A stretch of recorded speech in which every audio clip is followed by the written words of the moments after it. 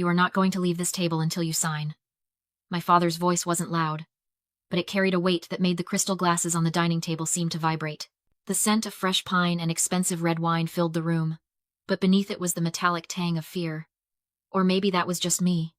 Christmas Eve dinner at the Vance estate was never about family. It was about performance. And tonight, I was the main act. My father, Richard, leaned back in his chair, his eyes cold and unblinking. Beside him, my mother, Cynthia, nervously twisted her pearl necklace, her eyes darting between us like a trapped bird. Across the table, my younger sister Brittany smirked, already tasting her victory. They had set the stage perfectly. The ultimatum was simple. Sign away my rights to the family land trust, the only thing my grandmother had left specifically to me, or leave this house tonight with nothing but the clothes on my back. They thought they had me cornered. They thought I was still the failed artist, the disappointment, the daughter who couldn't quite make it in their world of high finance and ruthless ambition. I looked at the document in front of me. It was a quitclaim deed, transferring my ownership of the ancestral land to a holding company controlled by my father. I picked up the pen. Brittany's smirk widened. My mother let out a small, relieved breath. My father actually smiled, a thin, triumphant curving of his lips. They thought I was breaking. They thought I was submitting. I wasn't. I was calculating. I was remembering every insult, every dismissal, every time they had made me feel small so they could feel big. I was remembering the years of eating instant noodles while they dined on steak, the years of building my own empire in the shadows while they flaunted wealth they hadn't earned. I looked my father in the eye. "I'm not signing this," I said, my voice steady, "and I'm not leaving." The silence that followed was absolute. It was the silence of a bomb about to detonate. "You will sign it," my father said, his voice dropping an octave. "Or you are no longer my daughter. You are a trespasser, and I will have you removed." He reached for his phone. I didn't flinch. I didn't beg. I reached into my bag and pulled out a thick manila envelope. I tossed it onto the center of the table.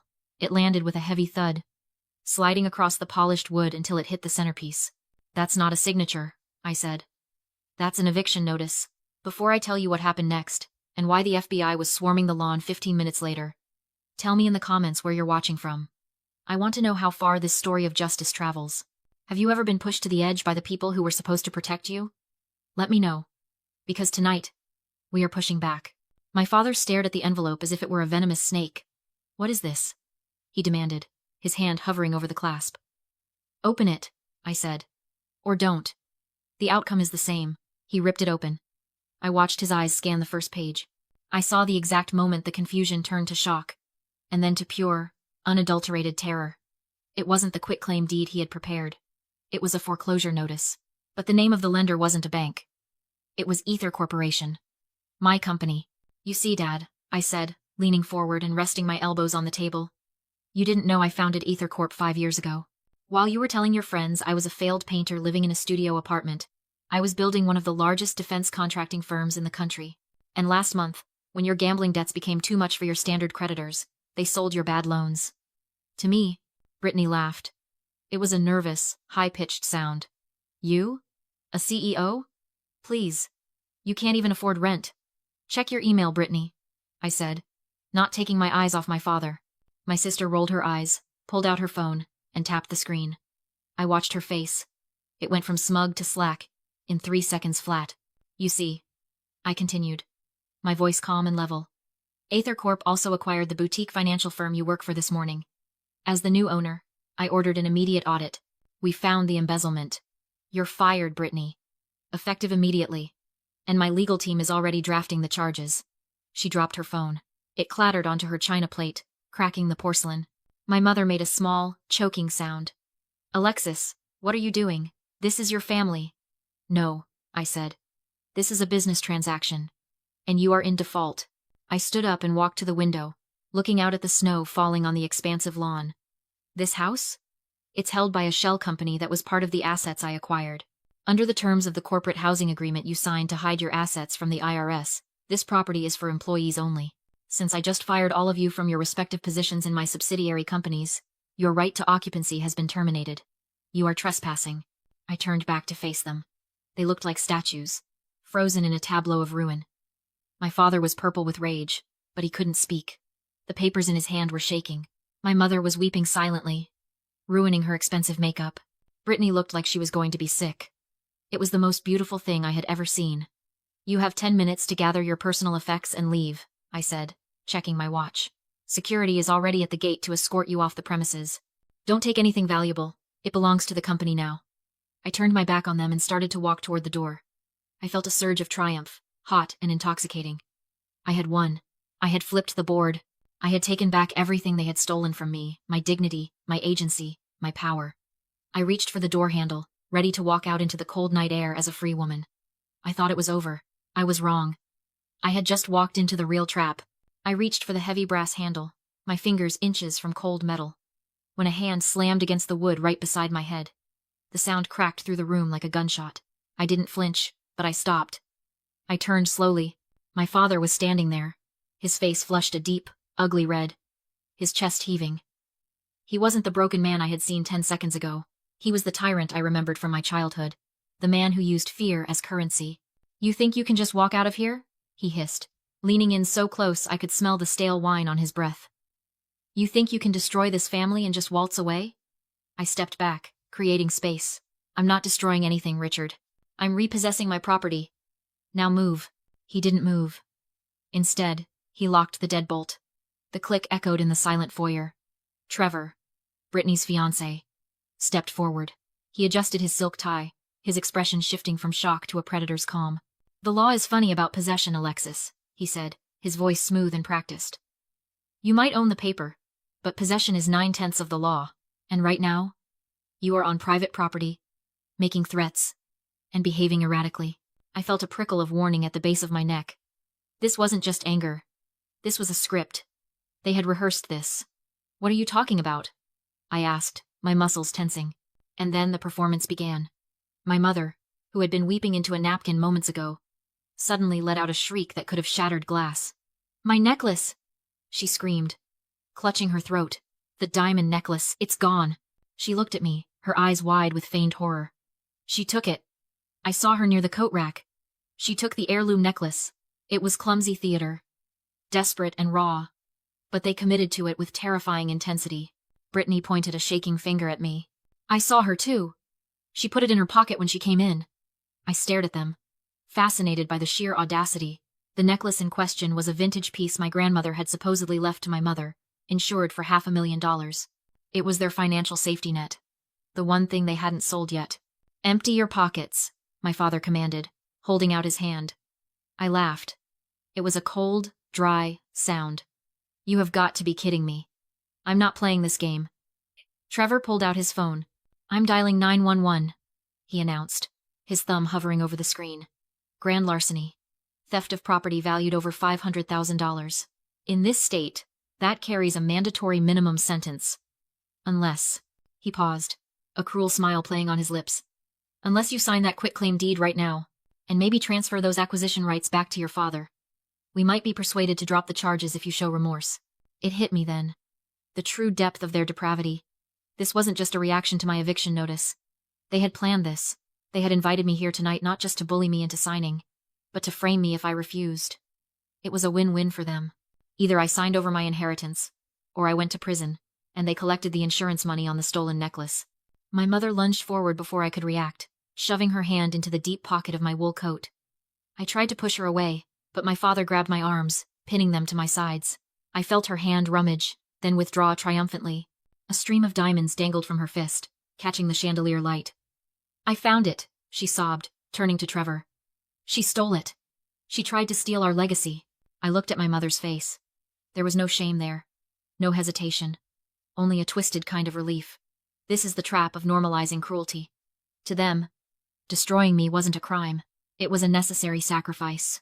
In their warped reality, I was the villain because I refused to be the victim. They needed me to be the failure, the thief, the bad seed. Because if I wasn't those things, then their own mediocrity was their fault. They had to criminalize my existence to justify their own survival. If sending their own daughter to prison meant they kept their lifestyle for another year, that was just the cost of doing business. Trevor hit the call button on his phone. Officer, I need to report a robbery in progress, he said into the receiver. His eyes locked on mine. We have the perpetrator detained. I stood still, the cold air from the window seeping through the glass. They thought this was the end. They thought the handcuffs were the period at the end of the sentence. They didn't know I had written the whole book. I stood in the center of the room, surrounded by the people who shared my DNA, feeling the walls of their greed closing in. Trevor was on the phone with the police, his voice calm and authoritative, spinning a narrative of a family betrayed by a thief. My father was guarding the door like a prison warden, but my eyes were fixed on my mother. She was still clutching the diamond necklace, her knuckles white, tears streaming down her face with practiced elegance. It was a performance worthy of an Oscar, and as I watched her, the room seemed to tilt, sliding me back 10 years into the past. I was 19. I was standing in the kitchen of our old house, the one they lost before moving into this corporate estate. My mother was sitting at the table, sobbing into her hands, telling me she needed medication for a condition she refused to name. She said it cost $2,000. She said they didn't have it. She said she was in pain. I didn't have $2,000. I had a savings jar with money from waiting tables, intended for art school tuition. It was everything I had. But she was my mother, and she was hurting. So I gave it to her. I handed over my future in a Ziploc bag full of crumpled 20s. She hugged me, told me I was her angel, her savior. 2 days later, I came home early from a double shift. I found my mother and Brittany in the living room. Brittany was twirling in a shimmering prom dress, laughing. My mother was beaming, clapping her hands. "It's perfect, darling," she said. "Worth every penny."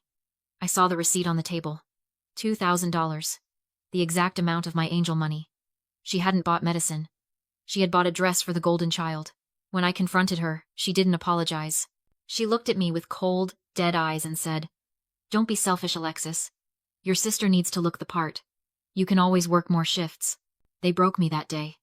They taught me that my dreams were currency for their vanity.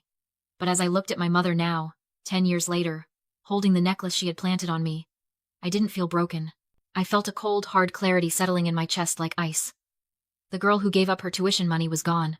The woman standing before them was the CEO of a defense contractor, and she knew exactly how to handle a hostile asset. "Mom," I said, my voice slicing through the theatrical sobbing. "You're really going to do this? You're going to send your own daughter to prison for a grand larceny charge that carries 10 years? Just to keep up appearances?" Cynthia stopped crying instantly. She lowered the necklace, her face smoothing into a mask of stone. "You owe us this, Alexis," she hissed. "We gave you life. If you can't be successful, if you can't bring value to this family, then you can at least be the sacrifice that saves it. We need that insurance money, and we need you out of the way before you ruin Brittany's wedding with your poverty." There it was. The naked truth. I wasn't a person to them. I was a resource. When I had money, they took it. When I had nothing, they tried to harvest me for parts. "You think I owe you my life?" I asked, a dark amusement bubbling up. "You think because you birthed me, you own me? It's a debt you can never repay." My father growled from the door. "Actually," I said, "I think the debt has been settled." I looked at each of them in turn. My father, the tyrant. My mother, the parasite. My sister, the beneficiary. And Trevor, the enforcer.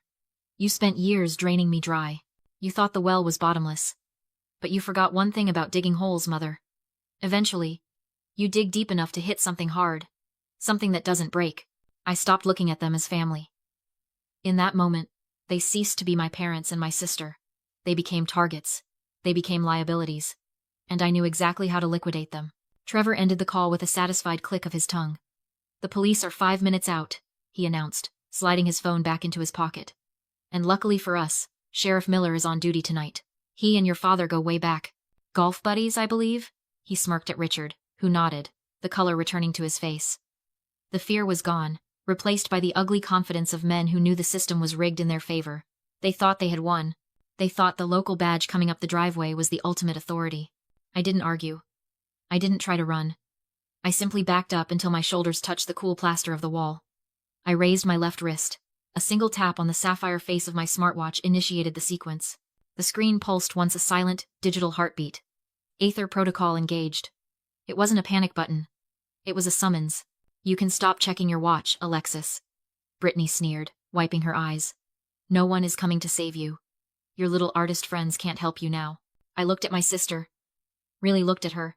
She was standing in a house she no longer had the right to occupy, wearing clothes bought with embezzled funds, mocking the woman who now owned the debt on her entire existence. "You're right, Brittany," I said, my voice dangerously calm. My friends aren't coming. My security team is. And they don't paint landscapes. Trevor laughed. A dry, barking sound. Your security team? What, a couple of mall cops? Alexis. Give it up. You're trying to bluff a room full of sharks. Sheriff Miller isn't going to care about your delusions of grandeur. He's going to see the stolen necklace. He's going to see the deed you tried to force your father to sign. And he's going to cuff you. You're relying on local corruption, Trevor, I said. It's a solid strategy for a DUI or a noise complaint. But you made a mistake. You escalated this to a federal level when you tried to extort a defense contractor. I pushed off the wall and took a step toward them. They flinched instinctively. Let's review the ledger before the sheriff gets here, shall we? I asked, my tone conversational, like we were discussing the weather. 2018. The warehouse fire at your father's distribution center. The insurance payout was $2 million. The fire marshal ruled it accidental. But the forensic accountant I hired found the wire transfer you sent to the arsonist 3 days before the blaze. My father's face went gray. What? He whispered. 2020. I continued, turning to my mother. The Save the Children Gala. You raised $500,000. But the charity you registered? It doesn't exist. The money went into an offshore account in the Caymans. I know. Because I bought the bank that holds the account last week. Cynthia gasped, clutching the necklace tighter. You can't know that. And tonight, I finished, looking at Trevor.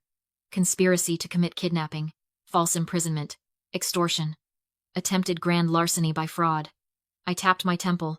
I'm not just a CEO, Trevor. AetherCorp builds surveillance systems for the Pentagon. Did you really think I walked into a hostile negotiation without a wire? The room went dead silent.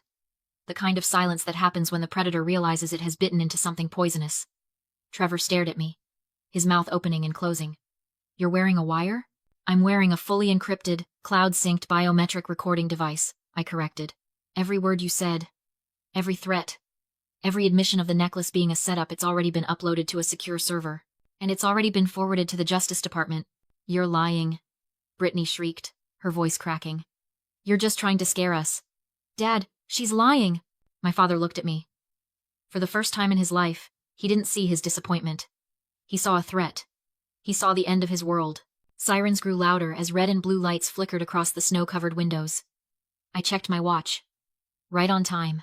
Trevor exhaled in relief. It's the sheriff, he said smugly.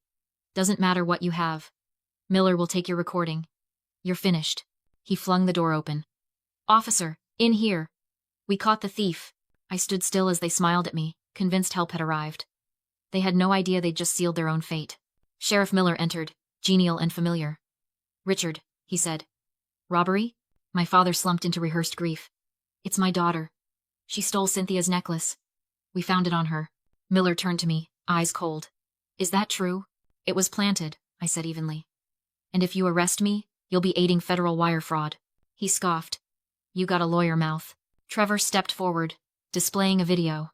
A woman in my coat, stealing the necklace. A crude, deep fake. Brittany was barely hiding her smile. That's fabricated, I said. Save it for the judge. Miller replied, snapping on the cuffs. My mother sighed theatrically. We just want her to get help, Trevor whispered, triumphant. That device of yours? It'll disappear. With that video, you're done. They glowed with victory. Take her out, my father said. And leak the footage. As Miller dragged me forward, I smiled. You checked the driveway, I said. But not the airspace. The roar hit seconds later. Snow whipped into a vortex as the front door exploded inward. Federal agents, on the ground. Miller dropped instantly. Trevor froze. My parents stared in horror. An FBI agent approached me. Miss Vance. Are you hurt? Just detained. My cuffs were removed. My mother screamed. She's the thief. I picked up the necklace and smashed it on the marble floor. It shattered. Diamonds don't break, I said calmly. Glass does. I produced a bill of sale. You sold the real necklace 6 months ago. I bought it back. It's in Zurich. Trevor collapsed. He understood. You filed a false police report, I continued. Planned insurance fraud. Coordinated it digitally. That's federal wire fraud. And kidnapping. The agent added. We have the audio, my father pleaded. We're your family. I felt nothing. This isn't tragedy, I said. It's surgery. They're all yours. I told the agents. They were let out in cuffs, screaming into the snow. Later, my CFO called. Do you want to acquire the house?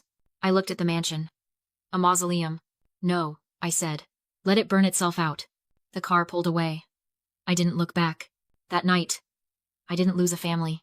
I survived one. And for the first time in my life, I was free.